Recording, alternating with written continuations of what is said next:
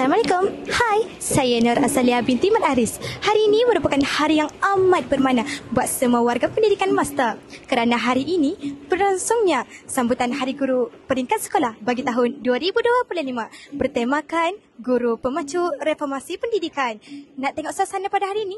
Jom sama-sama kita tengok. Nama orang setiap kumpulan untuk kita laksanakan, yang mana akan berlangsung sehingga jam 10.30 pagi, dan selepas pelajar rehat, dan kemudian Ustazah Ayuni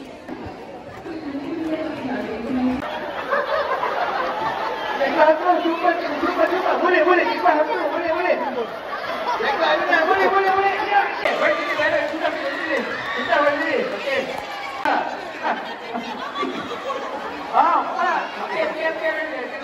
Pak lima kita tunggu lain.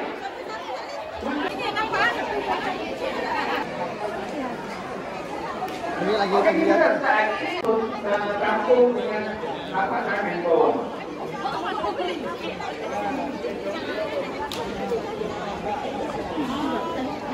Apa pula tadi? Cikgu. Minta tolong diberi.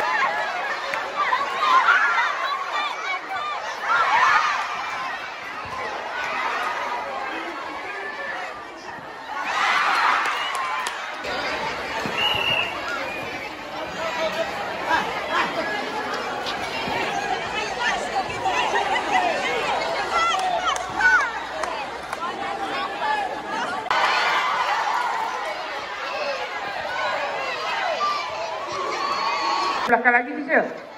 Belakang lagi bisa nampak ada gerakan ke depan tu.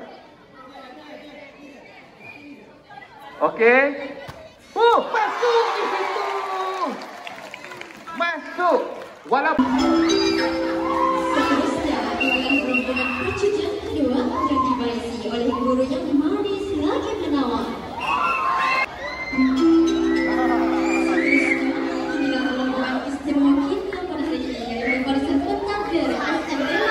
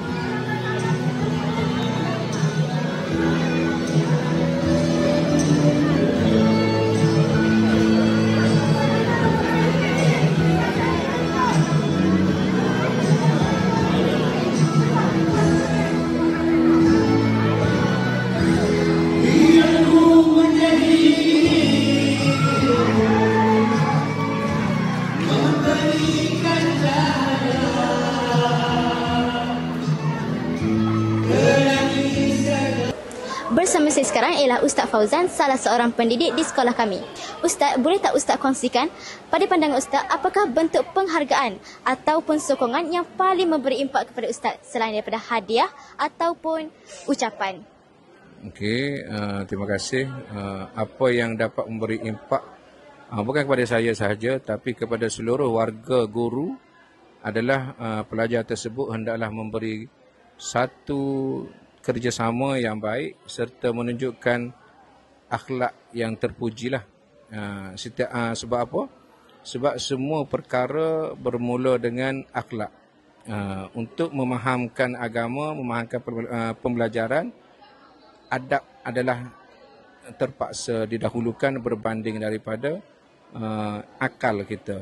Sebagaimana Nabi diutuskan, Nabi kata apa? Nabi kata addabani rabbi fa ahsana ta'dibi. Allah mengajarkan pada aku adab supaya aku ni dapat untuk memperelokkan adab. Bila adab baik, adab dia jadi elok, pembelajaran kita pun mudah untuk kita ingat. Terima kasih Ustaz. Okey, sama. Baiklah, di sebelah saya merupakan saudari Damia Afika dan Kaisah Amni. Assalamualaikum saudari. Waalaikumsalam. Bolehkah saya bertanyakan satu soalan kepada saudari kalian? Boleh. Okey, baiklah.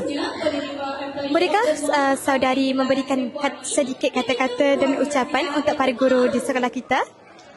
Kami nak ucapkan Selamat Hari Guru buat semua guru di SMA Ma'arif. Terima kasih cikgu. terima kasih cikgu. Itu sahaja. Terima kasih.